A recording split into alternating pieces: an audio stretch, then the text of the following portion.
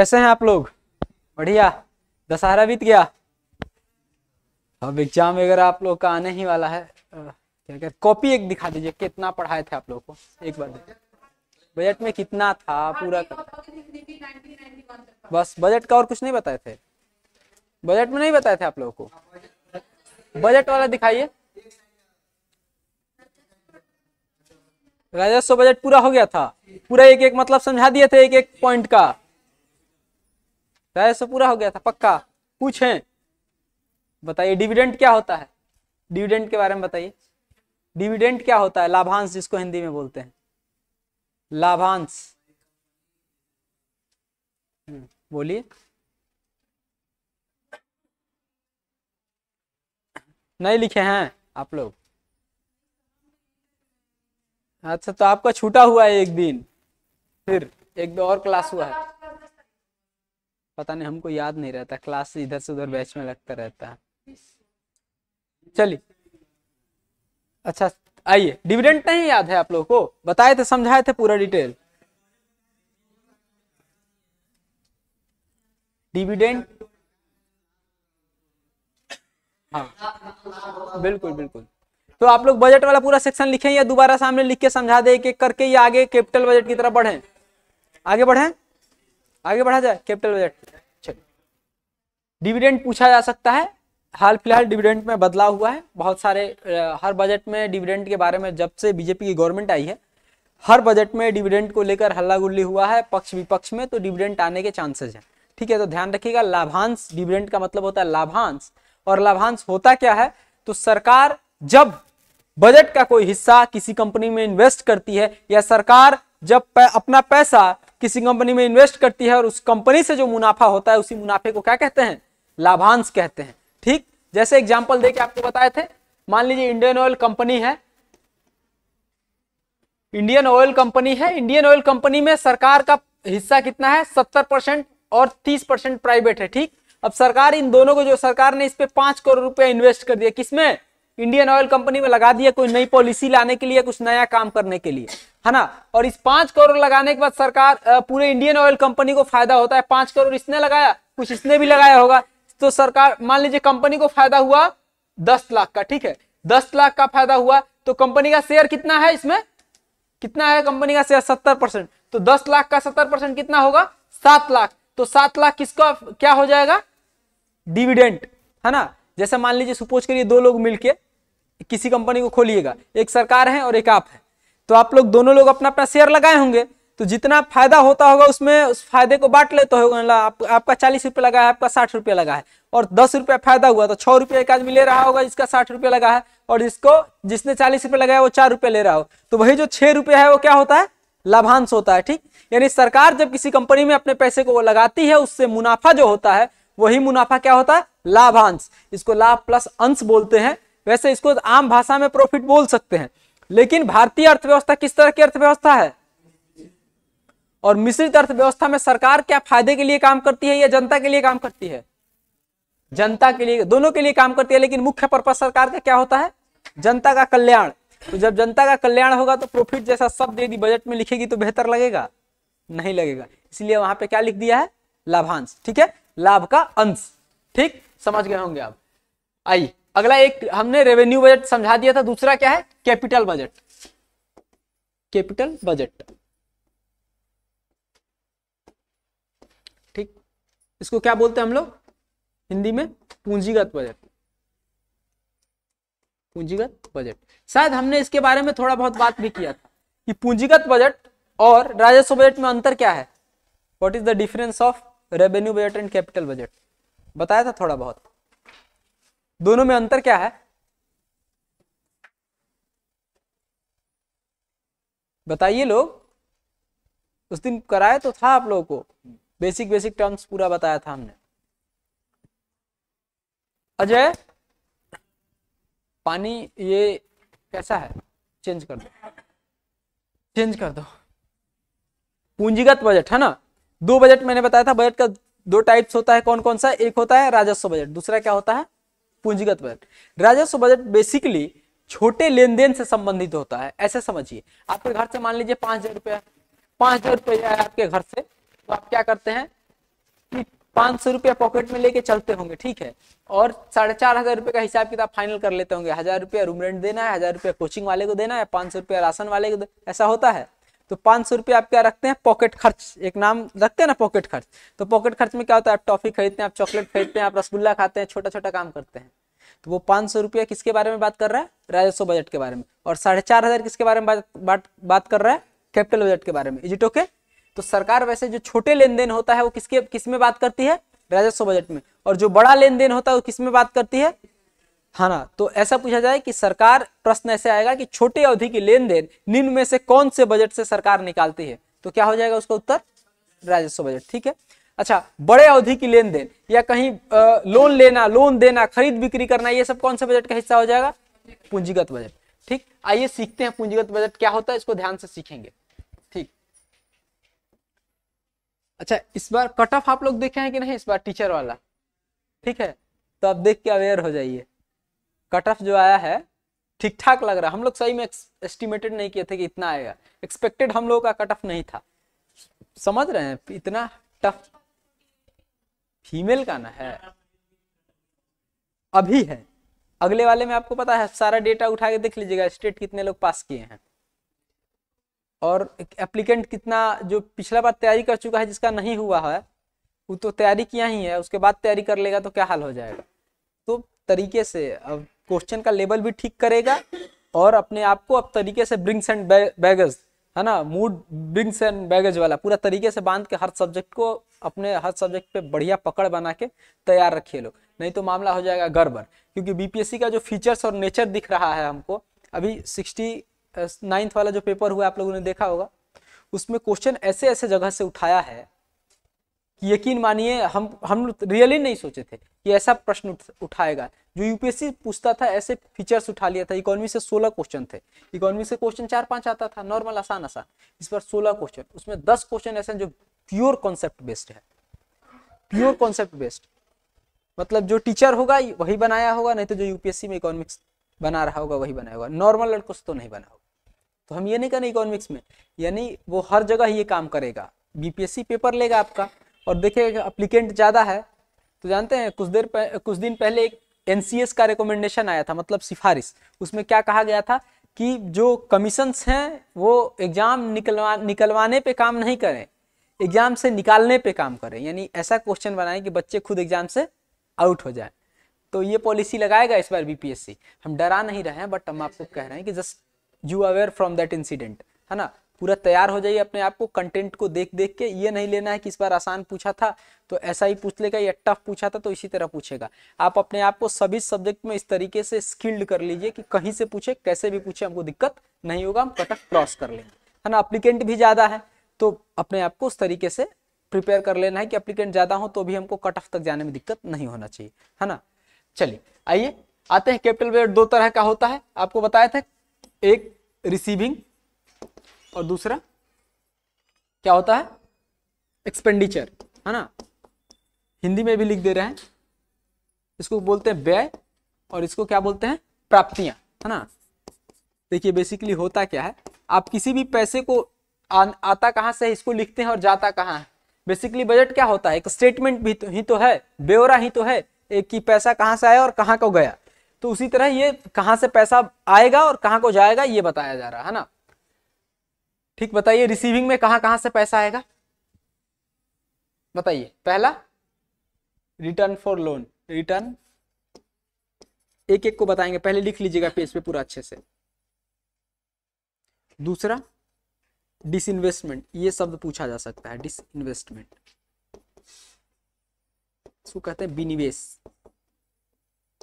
आज पूरा खत्म करा देंगे, बजट कैसे पेश होता है, बजट कब लाया जाता है, जल्दी मतलब जो जो काम का है आपको सब खत्म करा देंगे। रिटर्न टू लोन हो गया, डिसइन्वेस्टमेंट हो गया, इसके अलावा क्या आएगा, इसके अलावा ईटीसी, इसमें ज्यादा कुछ आएगा नहीं, ज्यादातर इसमें आएगा, खर्च में आएगा,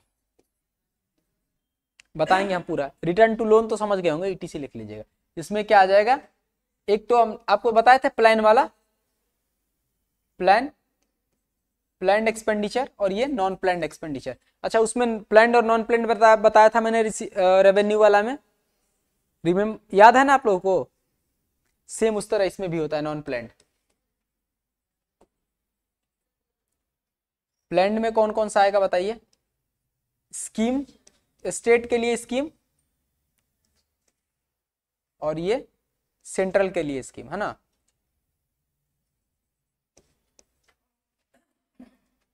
नॉन प्लान्ड में क्या आ जाएगा? डिफेंस। हम सबको एक एक करके समझा देंगे, अभी देखिए बस। सॉरी, हिंदी में इसको लिखिए, राज्य का स्कीम लिख देते हैं, हिंदी भी लिख देते हैं, रुक जाइए।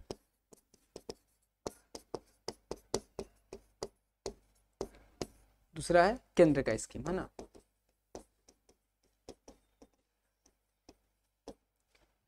डिफेंस लिख लीजिएगा, डिफेंस तो हिंदी में आ ही जाएगा। और डिफेंस के साथ और एक आ जाएगा,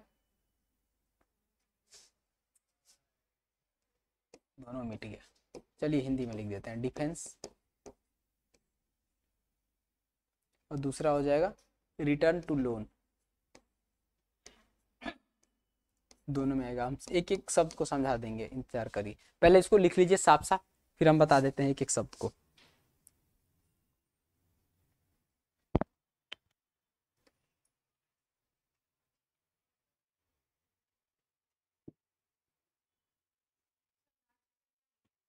क्या? राज्य का स्कीम, राज्य का स्कीम, और ये केंद्र का स्कीम। ईटीसी की जगह पे एक और लिख लीजिए, हो सकता है पूछ दे आप लोगों से। डिसइन्वेस्टमेंट, डिसइन्वेस्ट, ठीक। यहाँ पब्लिक लोक लेखा कोष लिख लीजिएगा, इसमें आप लोग का भी पैसा आ जाएगा, इसलिए सोचे इसको बता देते हैं। पेंशन आप लोगों को मिलेगा कि नहीं? नहीं मिलेगा ना, फिर भी आपके अकाउंट से कुछ कुछ पीएफ का पैसा कटता है, थोड़ा थोड़ा, एनपीएस एंड ऑल, ये सब करके सभी कर्मचारियों का कटता है, चाहे रेलवे हो, डिफेंस हो, सबका कटता है, वो सब इसी में जाता है, लोक लेखा कोष में। लिख लीजिए, लिख लिए? हो गया? बढ़ा जाए आगे? चलिए आइए, अब ध्यान से सुनिए। रिसीविंग हमने कहा था दो तरह होता है, कोई भी पैसा कहीं से आता है और कहीं को जाता है। तो आने वाले पहले देख लीजिए, रिटर्न टू लोन का क्या मतलब है? आप कोई भी बड़ा आदमी जो होता है ना, वो अपने साथ दो चार चिंटुओं को लेके चलता है, ध्यान रखिएगा। कोई नेता वेता होगा तो दो चार चिंटू को रखता है ना। उसी तरह भारत अपने आसपास दो चार चिंटुओं को रखता है। कैसे? कौन कौन सा? नेपाल, भूटान, बांग्लादेश। अब देखोगे जब कोविड आया होगा तो बांग्लादेश को, भारत का खुद हालत खराब था, लेकिन फिर भी भारत ने किसको पैसा दिया? बांग्लादेश को। आपको याद है, सारा वैक्सीनेशन फ्री में दे दिया। क्यों? क्योंकि ये जो दो चार चिंटू होते हैं, नेता अपना तारीफ नहीं करता है, कौन तारीफ करता है? चिंटू लोग, है ना। नेताओं के साथ दो चार चिंटू लोग रहते हैं, वही तारीफ करते हैं। उसी तरह भारत के किसी इंटरनेशनल मंच पे तारीफ करना होगा तो कौन करता है? नेपाल, भूटान, बांग्लादेश। इसलिए इसको जब भी कभी भी उस चिंटुओं को पैसों की जरूरत होती है तो नेता मना करता है, खुद नहीं खाएगा लेकिन उसको पैसा दे देगा। क्यों? क्योंकि उससे काम है। उसी तरह भारत कर्ज देता है, किसको? नेपाल को। किसको? भूटान को। किसको? बांग्लादेश को। क्यों? क्योंकि ये लोग हमारे लिए फ्यूचर में, है ना। हिंदी में लिखिए सर। हाँ तो हिंदी में थोड़ा बड़ा लिखिए सर, समझ नहीं आ रहा है, थोड़ा सा तरीके से समझ लीजिए। हिंदी में तो लिखे हैं जो हिंदी में लिखना चाहिए, ऑनलाइन वाले लोग, ठीक। तो ध्यान दीजिए, होता क्या है कि अपने चिंटुओं को भारत लोन देता है, बांग्लादेश को, भूटान को, और किसको? नेपाल को। तो जब लोन देता है तो उसका पैसा क्या करना होता है? वो लोग रिटर्न भी करते हैं। तो जब रिटर्न वो पैसा करते हैं, वो कहाँ ऐड कर लिया जाता है? जैसे लोन दे दिए हम किसी को लोन देते हैं तो फिक्स कर देते हैं ना भाई, 5 साल बाद तुम हमारा पैसा रिटर्न कर देना। तो वैसे ही 5 साल तक आप देखेंगे उसमें इंटरेस्ट आया होगा। रेवेन्यू बजट आप पढ़ रहे होंगे तो इंटरेस्ट उसमें आया था, तो आया था या नहीं? याद है? तो इंटरेस्ट क्या दे रहे थे? 5 साल तक आप इंटरेस्ट देंगे, लेकिन 5 साल के बाद क्या कर देना है आपको? रिटर्न कर देना है। तो जब रिटर्न करेगा वही पैसा बांग्लादेश हो गया, भूटान हो गया, भूटान, बांग्लादेश और म्यांमार, छोटे छोटे देशों को हम लोग पैसा देते हैं। हमारी औकात तो है नहीं बड़े देशों को देने के लिए। तो वो लोग जब पैसा रिटर्न करते हैं तो कहाँ लिख दिया जाता है? इसी, क्योंकि लोन छोटा तो दिया नहीं जाता है, कर्ज किसी को दे रहे हैं 5,000 करोड़ का, छोटा पैसा थोड़ी है, बड़ा पैसा है। तो कहाँ लिख दिया जाता है? रिसीविंग में। ए। दूसरा डिसइन्वेस्टमेंट एक शब्द होता है, इसको हम लोग कह रहे हैं विनिवेश। इसको समझ लीजिएगा।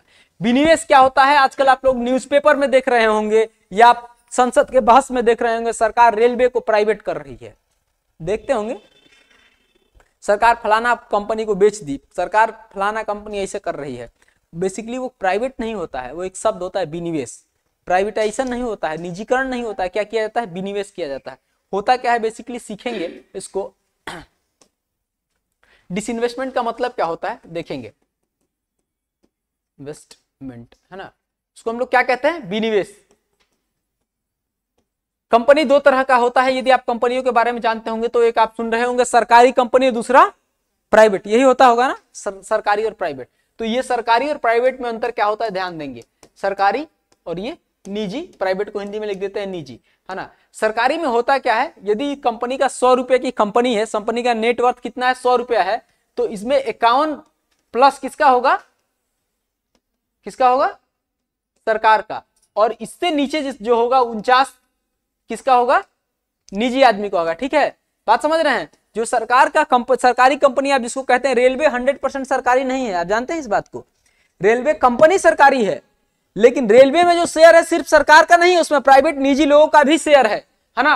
51% से ज्यादा किसी कंपनी का शेयर यदि सरकारी है, दैट मीन्स कि वो कंपनी कैसी है, सरकारी है। सरकार का शेयर 100% में से 91% से ज्यादा हो गया तो उस कंपनी कैसी होगी, सरकारी होगी, प्राइवेट, सरकारी। ठीक, ये सरकारी होती है। दूसरा होता है निजी। निजी में बेसिकली क्या होता है कि 51% किसका होता है, 51% से ज्यादा किसका होता है, प्राइवेट का, और 51% से कम मतलब 49% से नीचे किसका होता है, सरकार का। अब देखेंगे कैसे। अब ये 49% से कम का मतलब ये है कि 1% भी हो सकता है, और 51% का मतलब है कि 51% प्लस का क्या मतलब है, कितना हो जाएगा, ये 99% तक भी हो सकता है। इजी टोके, ये पॉलिसीज है ना, इसको ध्यान से रखिएगा। यदि 51% कंपनी का शेयर है तब तक वो किसका है, कैसी है कंपनी, सरकारी है।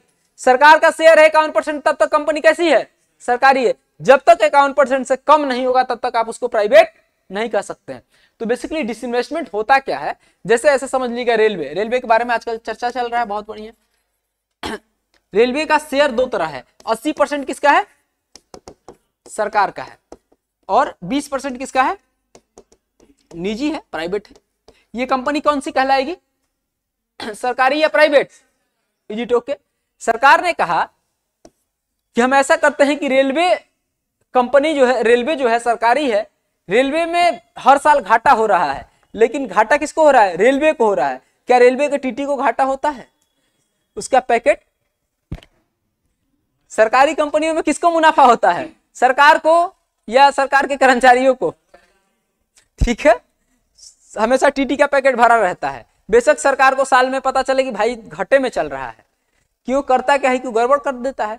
तो सरकार ने कहा, बीजेपी की गवर्नमेंट ने संसद में कहा, ऐसा करते हैं हम, कुछ सुविधाएं हम किसको दे देते हैं, निजी हाथों में देते हैं, प्राइवेट हाथों में दे देते हैं। इससे क्या होगा कि लोगों को सुविधा भी ठीक मिलेगा, और जो है जो लचरता सिस्टम है, जो सरकारी कर्मचारी लचरता कर रहे हैं, ये लोग क्या हो जाएंगे, तरीके से काम भी करने लग जाएंगे। प्राइवेट लोग अच्छे से काम करेंगे, सुविधा है ना। होगा क्या कि उससे थोड़ा सा महंगाई बढ़ेगा, महंगाई बढ़ेगा तो वैसे भी करप्शन के कारण लोगों को ज्यादा तो देना ही पड़ता है। आप 600 का टिकट जाइएगा ब्लैक से लेने तो कितना में लेते हैं, 1000 रुपए में।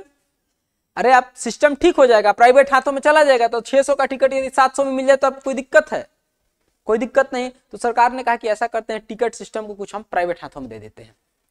वो बेशक महंगा कर देंगे थोड़ा सा, लेकिन क्या सुविधा से मिल जाएगा, करप्शन इसमें नहीं होगा। इजी टोके, समझ रहे हैं बात।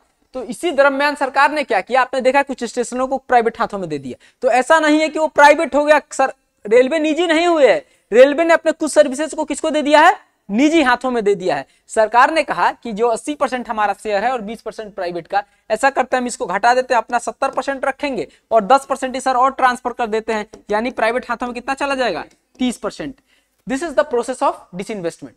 ये है क्या है, इसको क्या कहते हैं, विनिवेश। यह विनिवेश की क्रिया है, इसको आप प्राइवेटाइजेशन नहीं कर सकते हैं, तब तक नहीं कहेंगे जब तक ये वाला शेयर कितना कम हो जाएगा, 51 से नीचे जब तक बिलो द 51% नहीं होगा तब तक ये निजी नहीं कहलाएगा, तब तक क्या कहलाएगा, विनिवेश। कंपनी सरकारी है और सरकार क्या कर रही है, डिसइन्वेस्टमेंट, विनिवेश कर रही है।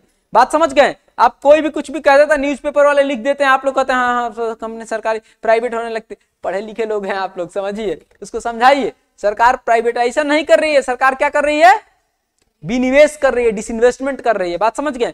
जब तक 51% से नीचे शेयर नहीं होगा तब तक सरकार क्या करेगी, विनिवेश करेगी।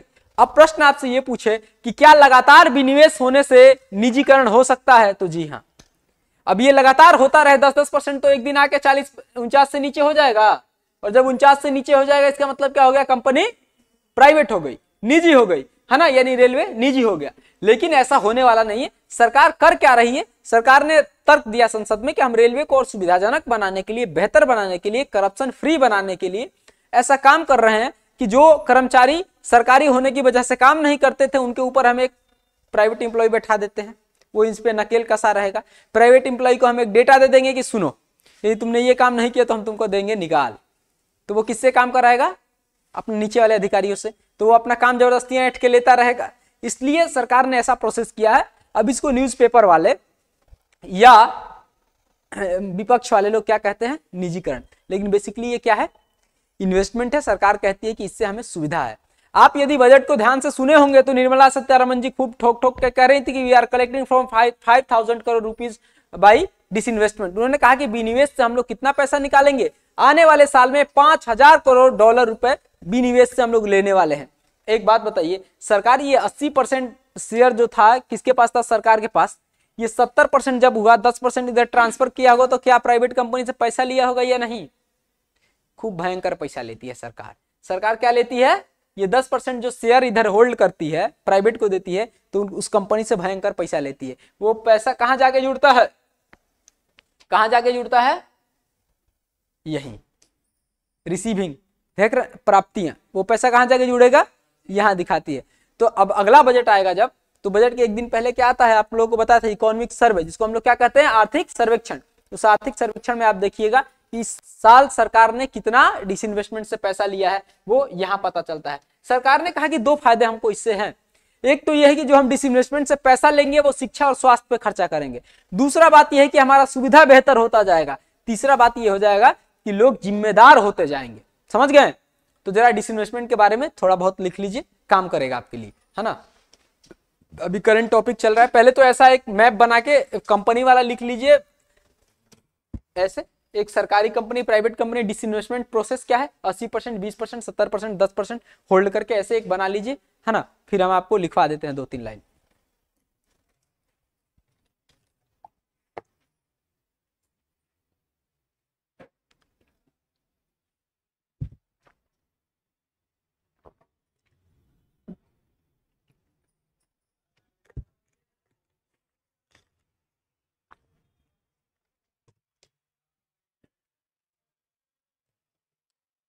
समझ तो आ रहा है ना सबको?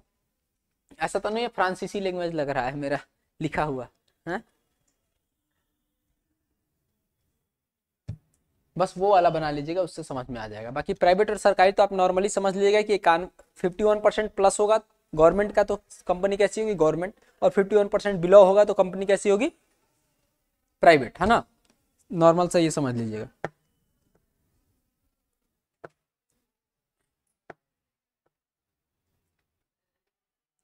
डिसइन्वेस्टमेंट से मोस्ट प्रोबेबली पूछा जा सकता है, बिकॉज ऑफ की करंट अफेयर्स का न्यूज रहा है लगातार, तो पूछा जा सकता है ना। चलिए लिख लिए आप लोग, लिखिए। वैसे ये विनिवेश जो है न्यूज़पेपर में हमेशा बना रहता है, आप लोग इसको ध्यान से नहीं देखे होंगे। अब न्यूज़पेपर्स को देखिएगा, जब भी निजीकरण को लेकर हल्ला गुल्ला होगा तो आपको ये शब्द दिखेगा। सरकार अपने प्रोटेक्शन में क्या कहती है कि हम विनिवेश कर रहे हैं, और विपक्ष क्या कहता है, नहीं नहीं ये झूठ बोल रहा है, ये क्या कर रहा है, निजीकरण कर रहा है। लेकिन आप ध्यान से देखिएगा तो लगातार कोई भी सरकार रही हो, 1947 के बाद या 1950 के बाद कोई ऐसा सरकार नहीं रहा जो विनिवेश नहीं किया हो, हमेशा हुआ है। अलग बात है मोदी गवर्नमेंट ने ज्यादा कर दिया, है ना। ये कई कंपनियों को तो बेच ही दिया पूरा, है ना। प्रोसेस ऑफ डिसइन्वेस्टमेंट करते करते क्या कर दिया, प्राइवेट कर दिया। नहीं, एलआईसी नहीं है, एलआईसी नहीं है। अभी बहुत सारी जो डिफेंस इक्विपमेंट्स बनाती थी, पीएसयू थी, public sector undertake. Disinvestment LIC का किया है, शेयर होल्ड किया है, लेकिन उसको निजीकरण नहीं किया है। ये न्यूज़पेपर्स वाले हवाबाजी निकाल दिए कि निजीकरण निजीकरण, लेकिन निजीकरण नहीं था, वो डिसइन्वेस्टमेंट था, है ना। अभी आपको आगे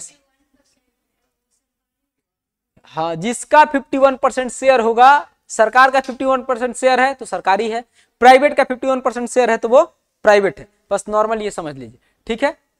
चलिए आगे बढ़, लिख लीजिए थोड़ा सा इसके बारे में, विनिवेश के बारे में। विनिवेश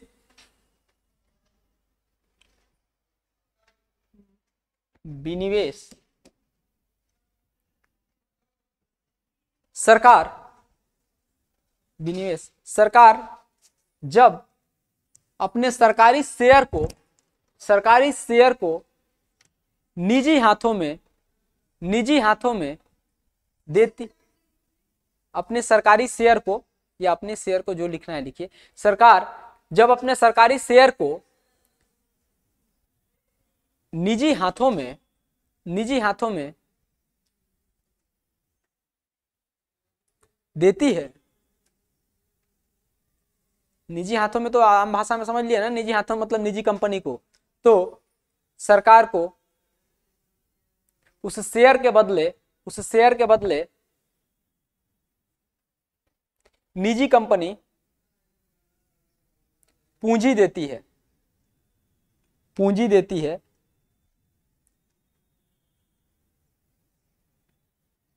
इसी प्रक्रिया को विनिवेश कहते हैं, इसी प्रक्रिया को विनिवेश कहते हैं।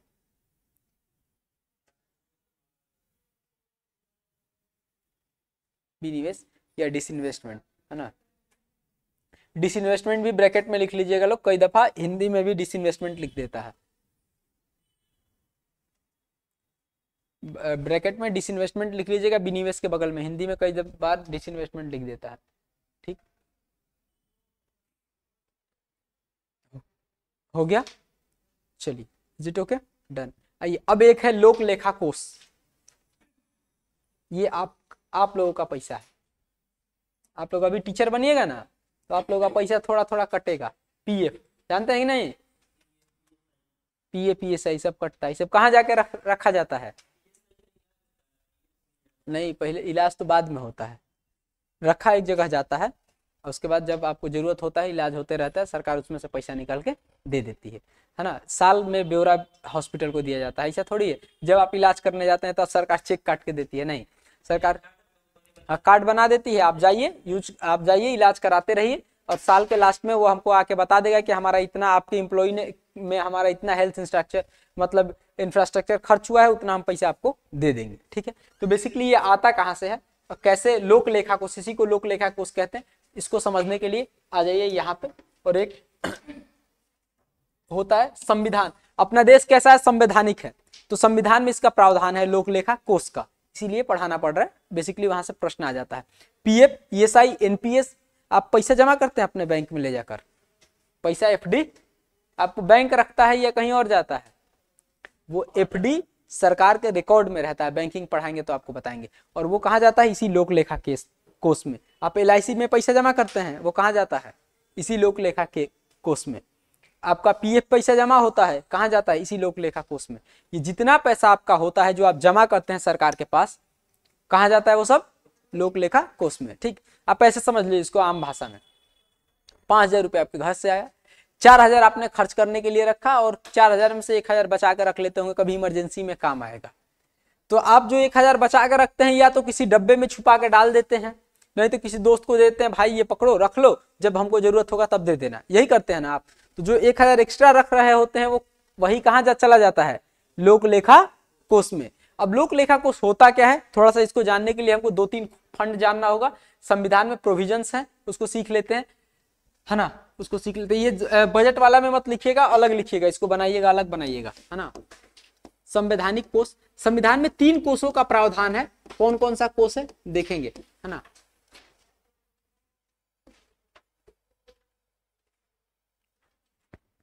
कौन कौन सा कोष है देख लेंगे। एक होता है संचित निधि, जो आप न्यूज़पेपर में हमेशा देखते होंगे, संचित निधि।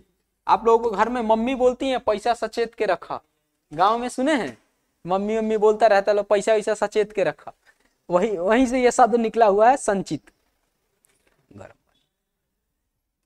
दूसरा क्या है,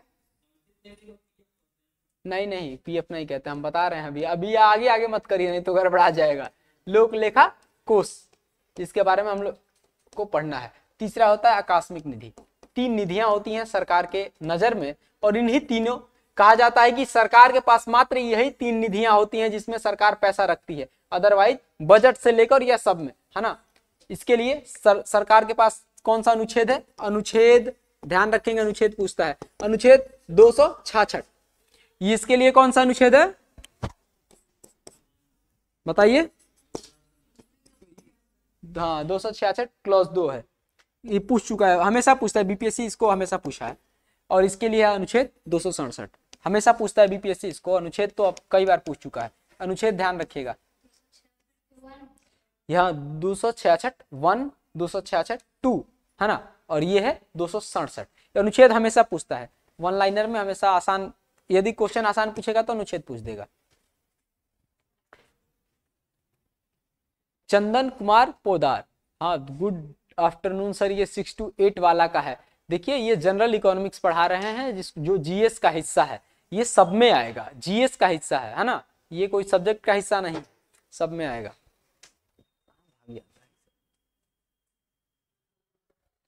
मेरा फर्स्ट क्लास है, तो आप प्रीवियस क्लास ऐप पे होगा, उसको देख लीजिएगा, है ना। और 2 क्लास हुआ होगा आप लोग के बैच में, यही ना, 2 ही हुआ होगा, इससे ज्यादा तो नहीं हुआ होगा, तीसरा चल रहा है। हाँ देख लीजिएगा, उसको समझ में आ जाएगा। 3 निधियां होती हैं बेसिकली, आप आम बोलचाल भाषा में एक शब्द सुने होंगे घर पे, सचेत के रखने के लिए मम्मी बताती हैं, यानी मम्मी क्या कहती हैं, पैसा को सचेत के रखो, यानी सेफ रखो। ये वही सरकार का फंड है जिसको सचेत निधि, संचित निधि कहते हैं। मतलब आपने देखा रेवेन्यू बजट में या कैपिटल बजट में जो सरकार की पैसा आ रहा है वो सब कहाँ रखा जाएगा, संचित निधि करके एक बॉक्स बनाया गया है। सरकार जितना पैसा आता है कहाँ रखती है, इसी झोले में डाल देती है। कौन से झोले में, संचित निधि में। अच्छा अब मैं आपसे पूछूं कि सरकार का जो पैसा आएगा वो यदि इस झोले में डालेगी तो सरकार को जब खर्च करना होगा तो कहां से निकालेगी, ओब्वियसली इसी झोले से निकालेगी। तो सरकार यहीं से निकाल के क्या करती है, खर्च करती है। ठीक, तो ये संचित निधि एक झोला है जिसमें सरकार अपने सभी प्राप्तियों को रखती है, जिससे सरकार जरूरत पड़ने पर यहीं से खर्च भी करती है। ठीक, इज इट ओके, समझ गए।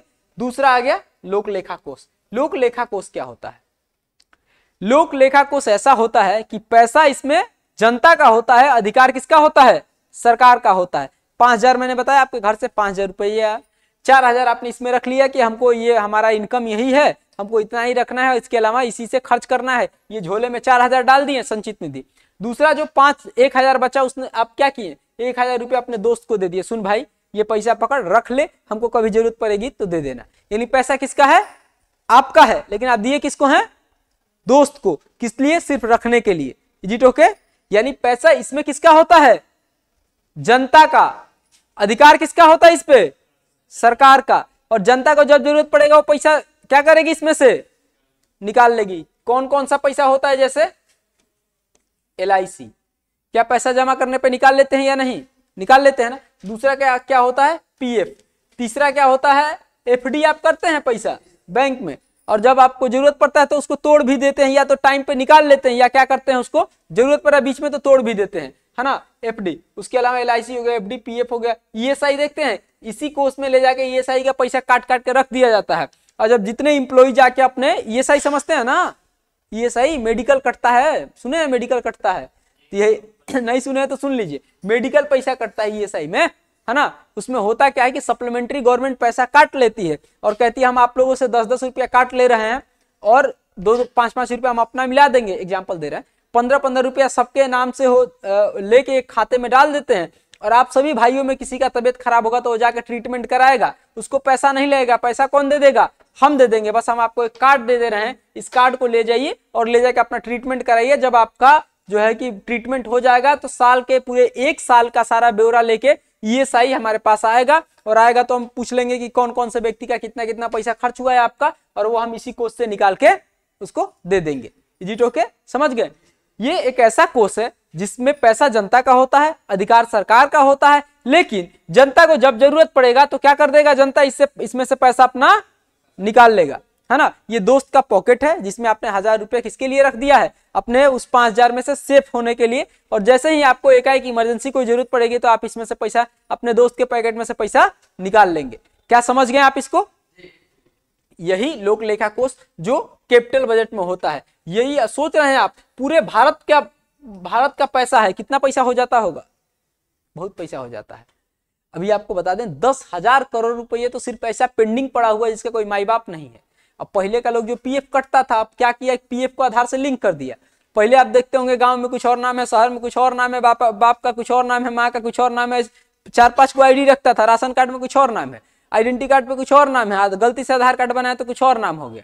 तो जोड़ जाड़ के ऐसा हो गया कि पीएफ में कुछ और नाम है, आधार कार्ड पे कुछ और नाम है, बैंक में कुछ और नाम है, और बैंक से पैसे रिलीज नहीं हो रहा है। अराउंड 10,000 करोड़ रुपए पेंडिंग पड़े हुए हैं पीएफ में आपके, इसी पब्लिक अकाउंट फंड में। तो सर ऑब्वियसली इतना लंबा प्रोसेस है कि लोग करा ही नहीं पाया है पिछले 10 साल से। हम आपको बता रहे, अरे कुछ लोग तो सुधार करके निकाल लेगा, लेकिन बहुत लोग का बहुत गड़बड़। हाँ, पब्लिक अकाउंट फंड बहुत लोग का अभी इतना भयंकर गड़बड़ी है कि 10,000, ये हम नहीं बता रहे हैं, कन्हैया कुमार ऑन स्क्रीन बोला कोविड में कि मजाक, सरकार यदि गरीबों के प्रति इतना स्नेह दिखाना चाहती है तो जो बेनामी 10,000 करोड़ रुपया पड़ा हुआ है उसको निकाल के गरीबों में बंटवा दे, गरीबों को सपोर्ट कर दे, क्योंकि ये तो कोई लेने वाला नहीं है। सरकार को भी पता है जो 10 साल में कोई पैसा नहीं पूछा तो लेने आएगा जी, नहीं आएगा। तो 10,000 करोड़ रुपए निकाले पब्लिक अकाउंट फंड से, ये पैसा तो ऑब्वियसली गरीबों का होगा, कि अमीर व्यक्ति का तो पैसा इसमें होगा नहीं, और सभी गरीबों को इस पैसे से रिलीफ कर दे। चिल्लाते रह गए, 3-4 बार चिल्लाए, उसके बाद सरकार सुनी ही नहीं। सरकार को पता है इस पैसे को क्या कर लेना है, हमारा अपना, समझ रहे ना बात। अब ये पैसा कोई माई बाप है नहीं, कोई रिकॉर्ड इसका मांगेगा, कोई रिकॉर्ड नहीं मांगेगा, क्योंकि ना तो जिसका पैसा है उसके पास कागजे नहीं है ढंग का। अरे थोड़ा बहुत गड़बड़ी होता है तो सुधार लेते होंगे। अब पहले के लोग हैं जो बंगाल में जाके काम करते थे जूट मिल में, कुछ लोग जाके दिल्ली में किसी कंपनी में काम कर रहे हैं, वो नाम गांव में अलग चल रहा है, दिल्ली में अलग चल रहा है, बाप का नाम कुछ और है, माई का नाम कुछ और है, डेट ऑफ बर्थ कुछ और, इतना गड़बड़ी है कि सुधारने जाएंगे तो 5 साल लग जाएगा। वो बेचारा हाथ गोड़ जोड़ के छोड़ दिया, भाई छोड़ो यार, पैसा नहीं निकालना है। वो सब पैसा कहाँ है, इसी में। अब जिसका अधिकार है वो तो प्रूफ नहीं कर पा रहा है कि मेरा अधिकार है, तो ये पैसा लास्ट में किसका हो गया, सरकार का। अब सरकार आपसे घर लाके आपको देगी, समझ गए बात। हालांकि सरकार बहुत ईमानदार है, चलिए वो हमारा काम कहना है, हम कह दिए भाई, ऑनलाइन रिकॉर्ड हो रहा है, ये बाद में स्ट्रीम्ड हो जाता है। नहीं, लेकिन बीजेपी बहुत अच्छा काम किया, ऐसा बात नहीं। आइए अगला चलते हैं, आकस्मिक निधि।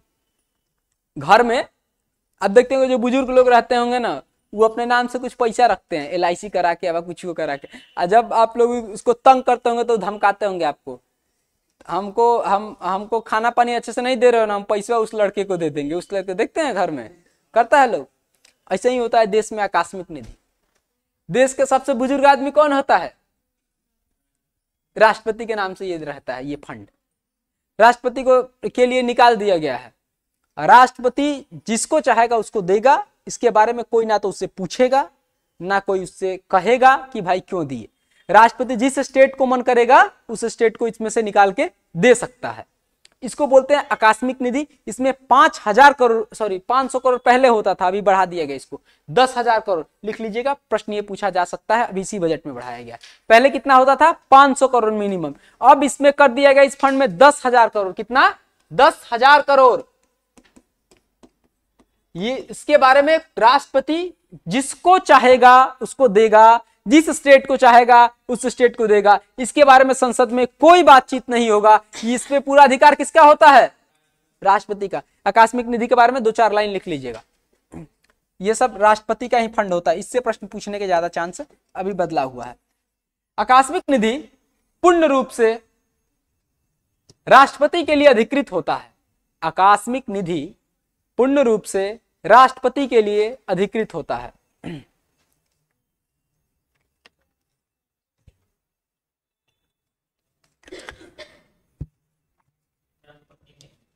लिए अधिकृत होता है। इसमें किसका अधिकार है, राष्ट्रपति का। ये पूरा बक्से पे जो 10,000 करोड़ है ये किसका है, राष्ट्रपति का है। ये बजट से ही निकाल के, उसी संचित निधि से निकाल के रख दिया जाता है। पहले ही एक ही बार निकाल के रख दिया जाएगा, फिर घटेगा फिर भर दिया जाएगा, फिर घटेगा फिर भर दिया जाएगा, ठीक है। लेकिन इसके बारे में किसी से पूछेगा नहीं कोई राष्ट्रपति से कहाँ खर्च किए हो। ये पूरा अधिकार किसका है, राष्ट्रपति का, ठीक। राष्ट्रपति अपनी इच्छा से, लिख लीजिएगा अगला पॉइंट, राष्ट्रपति अपनी इच्छा से कोई आपदा, किसी आपदा या कोई विकट परिस्थिति में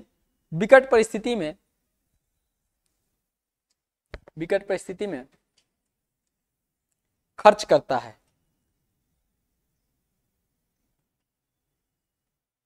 खर्च करता है। एक पॉइंट और लिखिए इसके बारे में। राष्ट्रपति चाहे तो संसद में इसके बारे में चर्चा कर सकता है, चर्चा कर सकता है,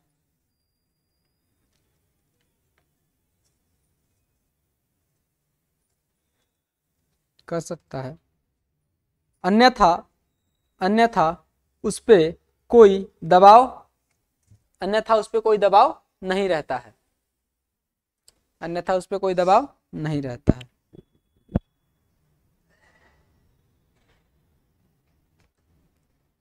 हो गया? क्या लोक लेखा कोष के बारे में आप लोग अपने से नहीं लिखे हैं? लोक लेखा के संचित निधि के बारे में नहीं लिखे हैं, दोनों के बारे में एक एक लाइन लिख लीजिए। पहले लोक लेखा कोष के नीचे लिख लीजिए, यह पैसा, हाँ लोक लेखा कोष, यह पैसा जनता का होता है, जनता का होता है, जनता का होता है, लेकिन इसका संरक्षण करता, इसका संरक्षण करता सरकार होती है, सरकार होती है। बाकी एग्जाम्पल में लिखिए इसको, LIC, PF, FD ये सब लिख लीजिए, पेंशन सारा लिख लीजिएगा, एग्जाम्पल लिख लीजिएगा जरूर। एग्जाम्पल ऐसे पूछेगा, LIC का पैसा निम्न में से किस कोष में रखा जाता है? लोक लेखा, ठीक है, ऐसे प्रश्न पूछेगा। वो डिफिनेशन नहीं पूछने वाला है, एग्जाम्पल दे के पूछ देगा कौन से फंड में रखा जाएगा। चलिए अगला, संचित निधि। संचित निधि के बारे में एक एक लाइन लिख लीजिए। संचित निधि, सरकार अपनी सभी प्राप्तियों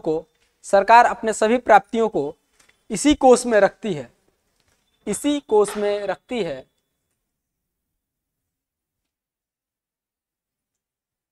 इंग्लिश वाला कोई नहीं ना है? अतः इसी कोष से खर्च भी करती है। पैसे जहां रखिएगा वहीं से ना खर्च करिएगा।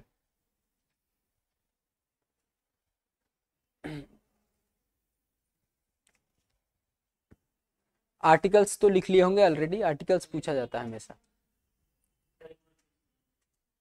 सरकार अपनी सभी प्राप्तियां इसी कोष में रखती है, अतः खर्च भी इसी कोष से करती है, खर्च भी इसी कोष से करती है।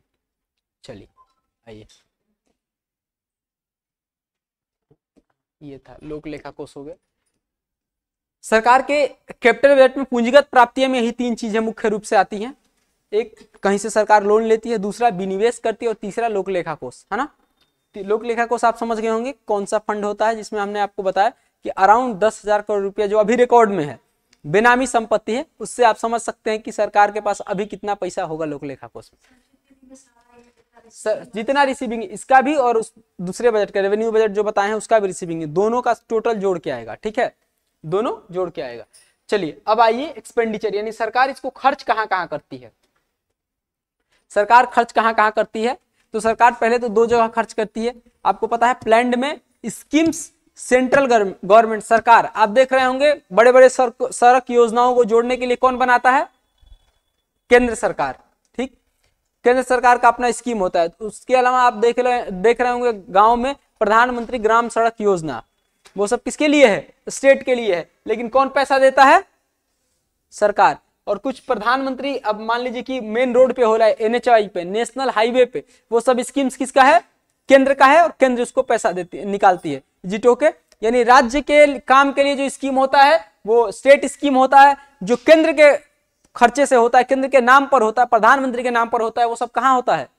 सेंट्रल में होता है, ठीक। स्कीम्स तो समझ गए होंगे, बिल्कुल आसान है, आप ऐसे समझिए। यूनिसेफ आप जानते होंगे, जो स्कूल्स में यूनिसेफ काम करती है बच्चों के लिए, उसमें कौन पैसा देता है? केंद्र सरकार का पैसा होता है। केंद्र सरकार और जो यूनिसेफ ऑर्गेनाइजेशन है वो दोनों मिलाकर काम करती है, ठीक। लेकिन मैं आपसे पूछूं कि जो बेंच वगैरह स्कूल में बनते हैं, स्कूल में आपके, वो सब कौन पैसा देता है?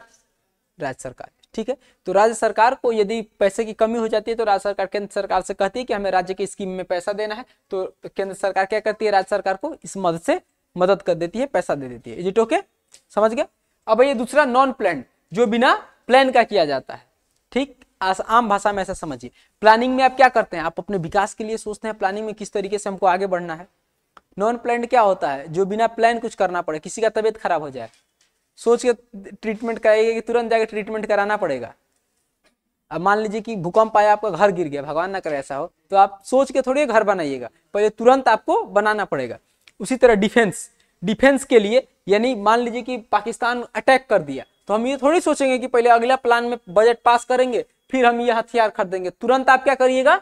जाकर अमेरिका से हथियार खरीदिएगा। तो डिफेंस इक्विपमेंट्स हमेशा किसमें आता है? नॉन प्लान में।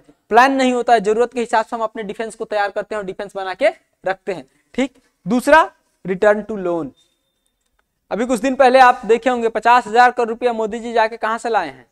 जापान से। सुने थे कि नहीं? मोदी जी कुछ बहुत चालाक आदमी हैं, कुछ चालाकी उनके लिए बहुत। 50,000 करोड़ रुपया लेके आए हैं जापान से, और दिए क्या? जापान के प्रधानमंत्री को गीता, गिफ्ट में प्रमाण के तौर पर गीता। समझ रहे हैं? गीता दे के आए। अब वो भी खुश है एकदम कि अपने यहाँ का धार्मिक ये दे के आए, मतलब धर्म, जो धर्मावलंबी का प्रतीक है वो हमको गिफ्ट दे के आए वहां के जापान के प्रधानमंत्री को। मोदी जी यहाँ चालाक आदमी, 50 साल के लिए लोन लिए हैं। वो 50 साल के लिए लोन लेके आए हैं, वो बोले ना हम रहेंगे 50 साल बाद, ना तुम रहोगे। फिर ढूंढा जाएगा कि इसके बदले में प्रमाण क्या है, तो गीता मिलेगा। और गीता जब पलटोगे किसी ज्ञानी को पकड़ के हिंदी में, तो लिखा हुआ मिलेगा क्या लेकर आए थे, क्या लेकर जाओगे। जो तुम्हारे पास है वो तुम्हारा है, जो तुम्हारे पास नहीं वो तुम्हारा है ही नहीं। तो प्रमाण तो उस दिन कोई ज्ञानी पकड़ के पढ़ाया जाएगा, समझा जाएगा अरे भाई तो कुछ और ही देके चला गया। मोदी जी इस मामले में चालाक है।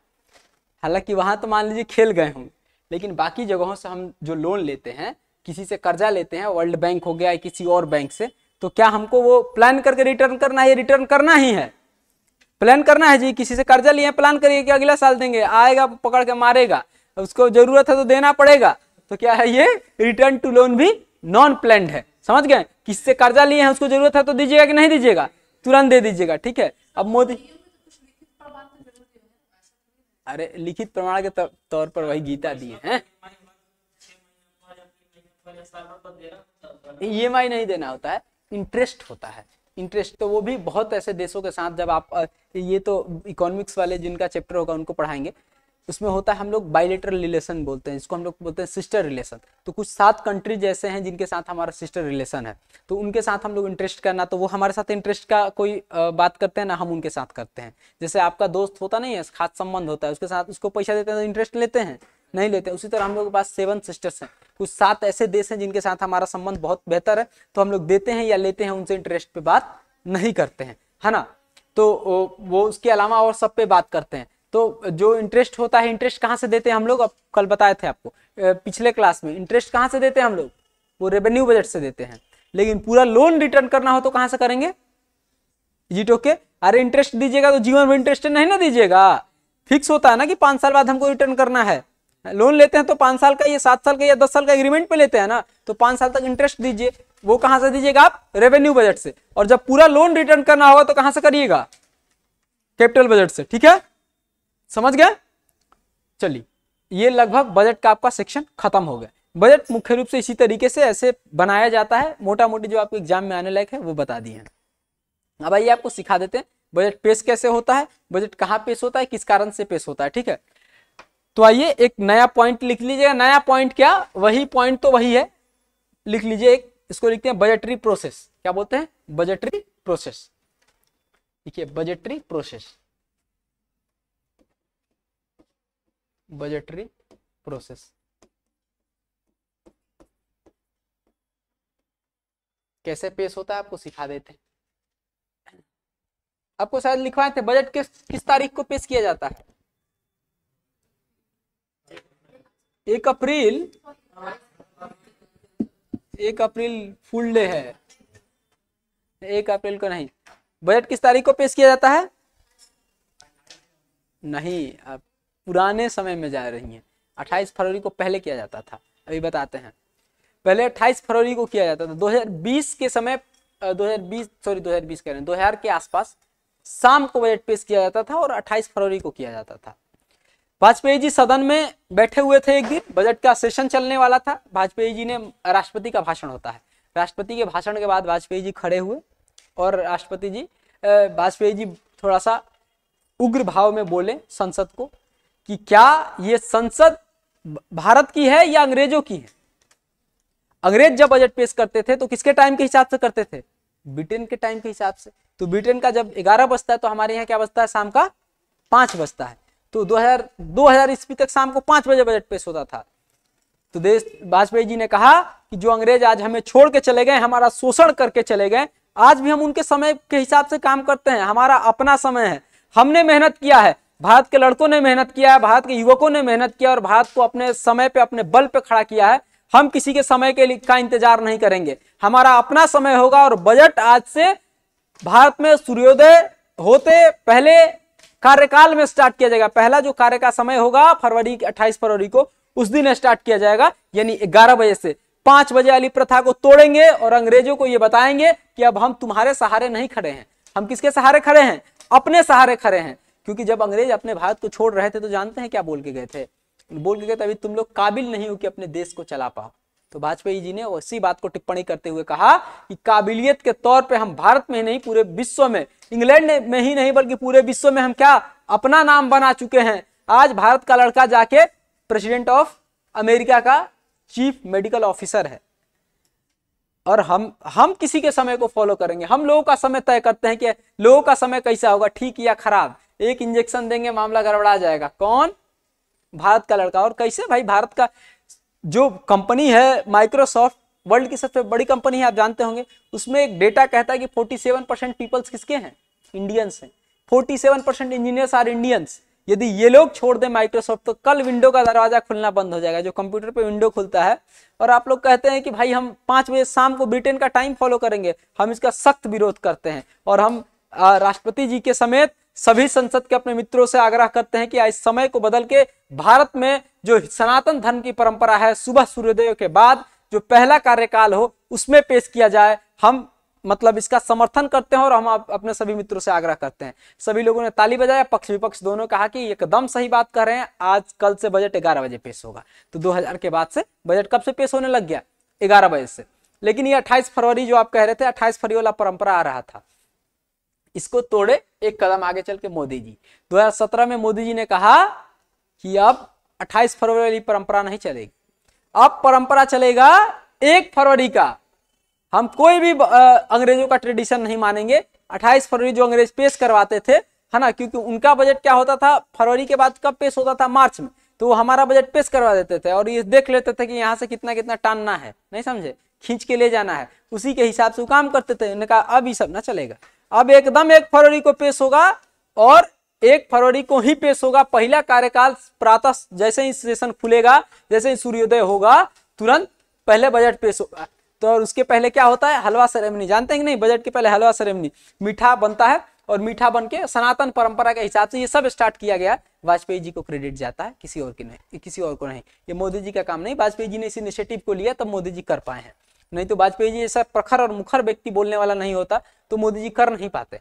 ट्रेडिशंस को कई ब्रेक किए हैं वाजपेयी जी। वाजपेयी जी का ही देन है कि आज बजट भी 1 फरवरी से, उसके बाद सनातन परंपरा के हिसाब से पहले मीठा खाते हैं, फिर हम लोग नया शुभ काम स्टार्ट करते हैं। ये सब वाजपेयी जी का देन है। तो पहले हलवा सेरेमनी हो जाता है और हलवा सेरेमनी के बाद बजट को पेश किया जाता है 1 फरवरी और सुबह 11 बजे, एग्जैक्ट 1 फरवरी सुबह 11 बजे। बजट पेश कब होता है? हाँ,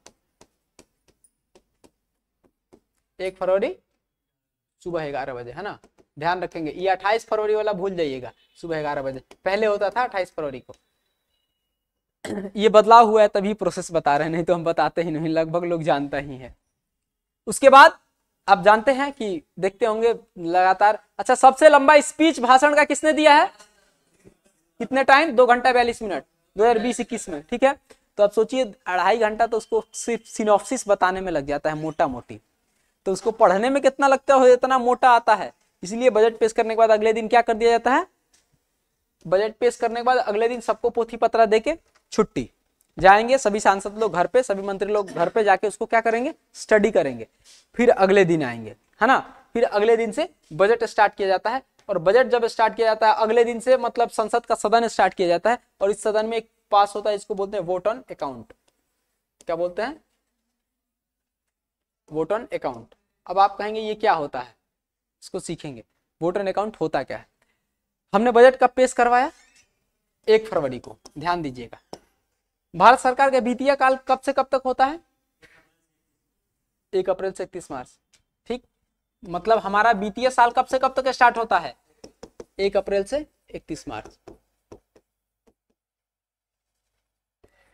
ये जब बजट पेश किया जाता है ना, तो इस बजट को पेश करके और बजट पास होने में कितना समय लग जाता है, जानते हैं, लगभग 75 डेज। कितना लगता है, 75 डेज। यानी 75 डेज जोड़िए जरा, कब से कब तक होगा, कब से कब तक होगा, फरवरी 30 दिन, मार्च 30 दिन, अप्रैल 15 दिन, यानी कब तक बजट पास होगा, कब तक, 15, 30 दिन फरवरी, मोटा मोटी मान लीजिए 16-17 भी हो जाता है, 15 दिन मान लीजिए, हिसाब किताब क्लियर रहेगा। 30 दिन मार्च और 15 दिन 75 दिन, 75, 76, 77 दिन लगता है पूरा। भी लड़ाई होगा, कैसे कैसे देखिएगा, बहस होगा, कुर्सी फेंका फेंकी होगा, इस स्कीम में कम करो, उस स्कीम में ज्यादा करो, ये सब नौटंकी चलता है। उसके बाद बजट पेश होता है, लगभग 75 दिन तक के ड्रामा चलता रहता है, लास्ट में अप्रोप्रिएशन बिल। आप समझ रहे हैं, 75 दिन। और आपके पास कब से कब तक बजट कितने समय तक के लिए पेश होता है, 1 अप्रैल से 31 मार्च तक, यानी 15 दिन। 1 अप्रैल से लेकर 15 अप्रैल तक का पैसा है सरकार के पास, नहीं है ना। पिछले बजट में कब से कब तक का पेश हुआ है, कब से कब तक का पेश हुआ है, 1 अप्रैल से लेकर 31 मार्च के लिए पेश होता है। तो ये वोट ऑन अकाउंट लाया जाता है, और सरकार कहती है सुनिए, ये जो हम लोगों को 75 दिन लगभग हर साल लग जाता है, तो आप 15 दिन एक्स्ट्रा लगता है, तो ये 15 दिन मोदी जी के गाड़ी में, मतलब प्रधानमंत्री की गाड़ी में तेल कहां से डलाएगा, पैसे नहीं रहेगा तो, क्योंकि हिसाब किताब कब तक का है हमारे पास, 31 मार्च तक। राष्ट्रपति जी घूमेंगे तो उनके पीछे ही 10-10 को गाड़ी जाती है, इसका खर्चा कहां से आएगा, लोग जॉब कर रहे हैं उसका पैसा कहां से दिलाएगा, सैलरी कहां से दिलाएगा। तो ये 15 दिन का मोटा मोटी खर्च पहले निकाल दीजिए, उसके बाद हम लोग बजट पे बात करेंगे। तो तुरंत पहले आता है, तीसरे दिन क्या लाया जाता है, वोट ऑन अकाउंट। और ये वोट ऑन अकाउंट क्या होता है, यही 15 दिन, ये जो 15 दिन एक्स्ट्रा है इसी का पैसा होता है, जितना संसद लेके आती है। एकमात्र ऐसा बिल है कि ना तो पक्ष बोलता है ना विपक्ष बोलता है, इस बिल को लाया जाता है, सब लोग सिग्नेचर कर देते हैं, चुपचाप सिग्नेचर करके निकाल देते हैं, है ना। इसलिए सिग्नेचर करके निकाल देते हैं कि उनको भी पता है, सारे सांसद लोगों को, कि हमारा 1 घंटा बैठे हैं तो 10,000 बन रहा है, वो कौन देगा, हम सिग्नेचर नहीं करेंगे तो उनको मिलेगा। 1 घंटा बैठता है लोग तो 10,000 बनता है, उस पर से फ्लाइट से आएगा जाएगा लोग, उसका अलग खर्चा, खाना का अलग खर्चा, पूरा एकदम सारा जोड़ के पैसा मिलता है, वो सब 15 दिन का तो कट जाएगा। इसीलिए तुरंत जैसे वोट ऑन अकाउंट आता है, ना पक्ष बोलेगा ना विपक्ष बोलेगा, लिस्ट पे आते जाएगा, पेपर आते जाएगा, सिग्नेचर पटापट पटापट, कोई नहीं देखेगा कितना क्या है, पास करके हटा दिया जाएगा। यानी ये 15 दिन का पैसा क्या होता है, 15 डेज का पैसा होता है। क्या होता है ये वोट ऑन अकाउंट, जो आप बजट बहस के समय में ज्यादा एक्स्ट्रा समय लगता है, वही होता है 15 दिन का पैसा, और उसी को बोलते हैं हम लोग क्या, वोट ऑन अकाउंट। ठीक है, जानते, इसको समझ गए आप लोग, क्या होता है पूरा प्रोसेस समझ गए ना। कोई डाउट है तो दोबारा पूछिए, उसको दोबारा हम रिकॉल करा देंगे। हाँ सॉरी, 50 डेज का क्यों निकाला जाता है। अच्छा हम ध्यान से सुनिए, वित्तीय ईयर अपना क्या होता है, जैसे जो बजट पेश, हाँ समझे नहीं बात आप, जो पिछला बार बजट बना हुआ कब से कब तक का बना हुआ है, 1 अप्रैल से 31 मार्च, तो एक्स्ट्रा कई दिन हुआ, तो 15 ही दिन का ना निकलेगा। और बताइए आपको क्या पूछना था, बोली। अब ये जो बजट मान लीजिए, ये वाला बजट जो पेश होगा फिर कितने दिनों के लिए, 31 मार्च के लिए, तो फिर जो 15 दिन के लिए अगला बजट में से पैसा निकल जाएगा। अब बोलिए आपको, वोट ऑन अकाउंट, वोट लिख लीजिए, 2 लाइन लिख लीजिए, ऐसे लास्ट में लिखा देंगे सबके बारे में, पहले एक बार प्रोसेस सीख लेते हैं, नहीं तो गड़बड़ा जाइएगा लोग। वोट ऑन अकाउंट आता है, और कोई ना पक्ष बोलता है ना विपक्ष बोलता है, चुपचाप सबके लिस्ट पे जाएगा, चुपचाप सिग्नेचर पटापट करते चल जाएंगे लोग। उनको पता है यदि इसको रोकें तो हमरो पैसा एक तो पूरा बड़ा हो जाता है, ठीक। 15 डेज लिख दिए थे। अगले एक दिन छुट्टी रहता है, ये बता दिए हैं, तीसरा दिन। उसके बाद ये चुपचाप उस दिन पास होता है, चौथा दिन से अब आ जाता है, सब पढ़ लेता है, नितवा सब सारा संसदवा पढ़ लेता है कि का है, कितना कितना है। अब इस दिन से एक नया प्रक्रिया होता है, नोचा नोची शुरू है, एक दूसरे में लड़ाई झगड़ा। इसको कहते हैं कट मोशन। क्या कहते हैं? कटौती प्रस्ताव। कुछ नहीं, एगो खड़ा होगा, चिल्लाने लगेगा, आप जल शक्ति मंत्रालय को 5 लाख करोड़ रुपये दिए हैं, इससे जल शक्ति मंत्रालय को 1 लाख करोड़ रुपये घटाइए। जब तक मानेगा नहीं सरकार तब तक वो चिल्लाते रहेगा, कुर्सी फेंका फेंकी, मारा पीटी पूरा चलता है। क्या स्टार्ट होता है यहाँ से? कटौती प्रस्ताव। कटौती प्रस्ताव स्टार्ट होता है और ये लगातार लंबे समय तक चलता है। हर एक स्कीम को पकड़ के लड़ेगा सब बेमतलब का, न कुछ नहीं होगा ना तो लास्ट में 1 रुपया काटिए, 1 रुपया नहीं काटिएगा तो हम सिग्नेचर नहीं करेंगे, यहीं पटा जाएंगे। 1 रुपया कटवाता है सब। आप लोगों को नहीं पता है संसद में जो वो होता है ड्रामेटिक, आप लोग देखे नहीं ना है ध्यान से। कभी संसद में बजट पे प्रस्ताव पे हल्ला गुल्ली होता है तो देखिएगा उठ जाएगा सब, वहीं पे कहेगा यहीं पटा जाएंगे, 1 रुपया नहीं काटिएगा तो नहीं मानेंगे। ठीक, जब कुछ नहीं होगा तो 1 रुपया कटवा के मानेगा। 4 तरह का कटौती प्रस्ताव होता है। इसमें एक होता है टोकन कट मोशन, उसमें मात्र 1 रुपया कटवाना है, मतलब वो उठा दिया है बात तो नहीं काटिएगा तब तक वो बैठेगा नहीं, वो वहीं पे सूत जाएगा, वहीं पे पटा जाएगा। नहीं 1 रुपया नहीं काटिएगा तो हम मानेंगे नहीं, है ना, सिग्नेचर नहीं करेंगे हम। टोकन कटौती प्रस्ताव होता है। 1 रुपया कटवाने के लिए 100 रुपया होता है ना। 100 रुपीज डिडक्शन के लिए, 1000 रुपये डिडक्शन के लिए प्रस्ताव होता है। जब समझता है कि पक्ष मजबूत है, अब अभी मोदी जी 300 सांसद लिए हैं, तुम नहीं करोगे 300 से करवा के आगे बजट बढ़ा देंगे तो पटा जाएगा जाके। 1 रुपया कटवाएगा नहीं तो संसद के रिकॉर्ड में रहेगा कि एक सांसद चिल्लाते रहेगा तुम 1 रुपया नहीं काटे। तो 4 तरह का कट मोशन होता है। एक में 1 रुपया, क्या चारों कट मोशन को सीखिएगा आप लोग क्या होता है या शॉर्ट में निकाल दें डिटेल में? तो लिख लीजिएगा कट मोशन, और 4 तरह के कट मोशन होते हैं। कटौती प्रस्ताव लिख लीजिए, कटौती प्रस्ताव, और लिखिए उसके नीचे एक अलग पेज में, ये प्रोसेस अलग एक लिखते रहिएगा क्या होता है ना, इसको अलग, और उसके नीचे से स्टार्ट करिएगा, 1-2-3 लाइन और इसमें जाएगा, ठीक है, उसको अलग से। कटौती प्रस्ताव 4 तरह के होते हैं। कटौती प्रस्ताव 4 तरह के होते हैं।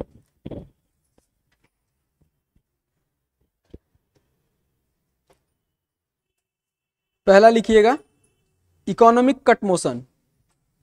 इकोनॉमिक कट मोशन, आर्थिक कटौती प्रस्ताव। आर्थिक कटौती प्रस्ताव,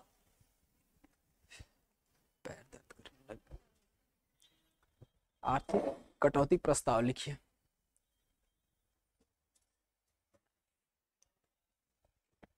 लिख लीजिए, काफी देर से क्लास ले रहे हैं। आर्थिक कटौती प्रस्ताव हो गया। देखिए आर्थिक कटौती प्रस्ताव में होता क्या है, जब सरकार, आर्थिक कटौती प्रस्ताव कब आए पूछा जाए तो जब सरकार कमजोर हो, यानी पक्ष के पास कम सांसद हो, तब आएगा आर्थिक कटौती प्रस्ताव। और अभी जो सिनेरियो है 300 सांसद है। आर्थिक कटौती प्रस्ताव का मतलब होता है जब एक फिक्स अमाउंट काटने की बात की जाए, जैसे जल शक्ति मंत्रालय को 5 लाख करोड़ दे दिया गया। अब कोई आए सांसद उठे विपक्ष का और बोले सुनिए ये आप गलत कर रहे हैं भाई, जल शक्ति मंत्रालय में ... मंत्री हैं, उनके ऊपर ... केस है, हम नाम नहीं ले रहे हैं, ठीक है, ... केस है, और फिर आप उनको 5 लाख करोड़ रुपया दे रहे हैं, फिर इसमें से मार लेंगे 50 लाख करोड़। आप क्या कर लीजिएगा इसमें? 50,000 करोड़ मार लेंगे। आप क्या कर लीजिएगा? आप इसमें पैसा कम करिए तो जल शक्ति मंत्रालय को इतना देने की कोई जरूरत नहीं है। तो ये कब होगा? जब विपक्ष पक्ष कमजोर हो, है ना, विपक्ष मजबूत हो और पक्ष कमजोर हो। जैसे दुए को एकदम 250 पे बनना है तो 250 है, उसको पता है कि यदि ये दुए को फोड़ लिए तो सरकार गिर जाएगी।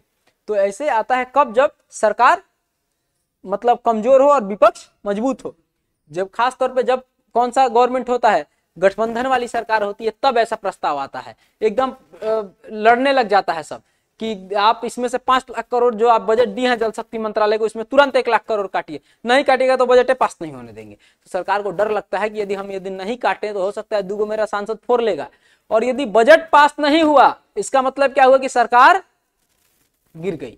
बजट जो संसद में पेश किया गया और उसको पास नहीं हुआ, वो मतलब मैं 250 से प्लस लोग उस पर सिग्नेचर नहीं किए, इसका मतलब क्या हुआ? प्रधानमंत्री को रिजाइन देना पड़ जाएगा। तो सरकार डरे तुरंत मान लेती है। जब महागठबंधन की सरकार होती है, गठबंधन महागठबंधन जो कहिए सरकार होती है, लेकिन क्या अभी मोदी जी की जो सरकार है 300 बीजेपी अकेले लेके बैठी है, कोई उठाए आवाज कि इस विपक्ष में 300 करोड़ 500 करोड़ में से 100 करोड़ रुपया काट लीजिए? काट लेंगे? कहेंगे जाओ घरे जाओ, ज्यादा नटंकी मत करो, नहीं मानेंगे, जो करना है कर लो, नहीं मानेंगे वो। ठीक, तो इसमें क्या होता है इकोनॉमिक कट मोशन में, जब विपक्ष, एक लिख लीजिए, जब विपक्ष एक निश्चित राशि की कटौती की मांग करे, जब विपक्ष एक निश्चित राशि की कटौती की मांग करे,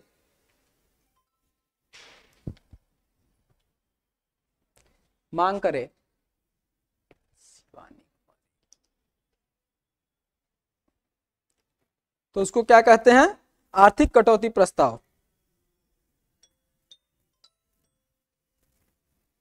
ठीक, लिख लिए। नीचे एक और पॉइंट दीजिएगा, खासतौर पर यह गठबंधन की सरकारों में प्रस्ताव को लाया जाता है।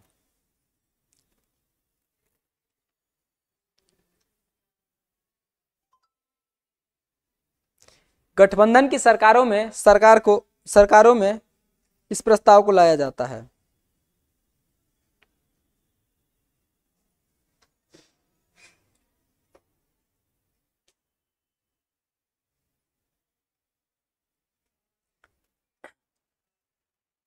और एक पॉइंट लिखिए इसमें विपक्ष मजबूत होता है, मतलब जो विपक्ष में होगा वो मजबूत होगा, पक्ष में जो लोग होंगे वो 4 गो पहले ही दल जोड़ के बना होगा, विपक्ष मजबूत होता है।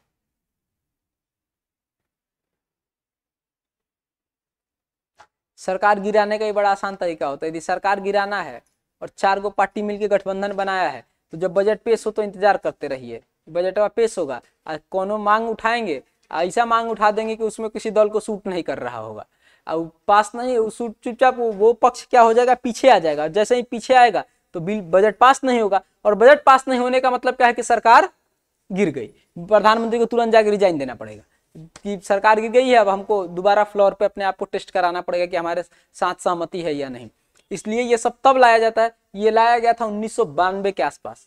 1991 के बाद बीपी सिंह की सरकार, आपको याद होगा, इनका नरसिम्हा राव की सरकार थी, नरसिम्हा राव की सरकार में लाया गया था। नरसिम्हा राव की सरकार में नरसिम्हा राव कांग्रेस से भी, आपको पता है कांग्रेस और नरसिम्हा राव, किसकी सरकार थी, नरसिम्हा राव की, कांग्रेस की, लेकिन थोड़ा सा कांग्रेस का एक धड़ा नरसिम्हा राव से नाराज रहा करता था, और नरसिम्हा राव थे चालाक आदमी, वो क्या करते थे, सारा एक्शन वही इकोनॉमिक तरीके से लेते थे, किससे करवाते थे वो, मनमोहन सिंह से, इसीलिए मनमोहन सिंह को तुरंत मेन कांग्रेस उसके बाद गेम खेली, नरसिम्हा राव की सरकार को खुद ही गिरवा दी, कांग्रेस से गिरवाई, और किसको मेन लाइन में लेके चली आई, मनमोहन सिंह को। तो मनमोहन सिंह के पीछे छिप जाते हैं, रुको हम तुम्हारा उपाय करते हैं। नरसिम्हा राव की सरकार में ऐसा हो चुका है। कई बार हो सकता है यदि मजबूत सरकार, पक्ष मजबूत नहीं है, जैसा अभी मोदी जी का 200 सीट बीजेपी के 200 होता है, किसी और पार्टी का 50 को होता, तो बड़ा आसान तरीका है, और भाई बिना कुछ क्लेम किए तो आप पार्टी छोड़ नहीं सकते हैं, तो कोई विपक्ष जो पक्षवा में है, साथे बनाया हुआ सरकार, उसी में से कोनो सांसद उठ के नया मांग उठा देगा, अरे अरे ये नहीं, ये होगा, सरकार को चुपचाप मानना पड़ जाएगा, या तो मानेगा नहीं तो सरकार गिर जाएगा। तो ऐसा तब होता है जब पक्ष कमजोर हो और विपक्ष मजबूत हो। ठीक, दूसरा आता है टोकन कटौती प्रस्ताव। टोकन सांकेतिक इसको बोलते हैं, टोकन भी लिखते हैं, सांकेतिक भी, क्या बोलते हैं, सांकेतिक कटौती प्रस्ताव, लिख लीजिएगा, सांकेतिक कटौती प्रस्ताव।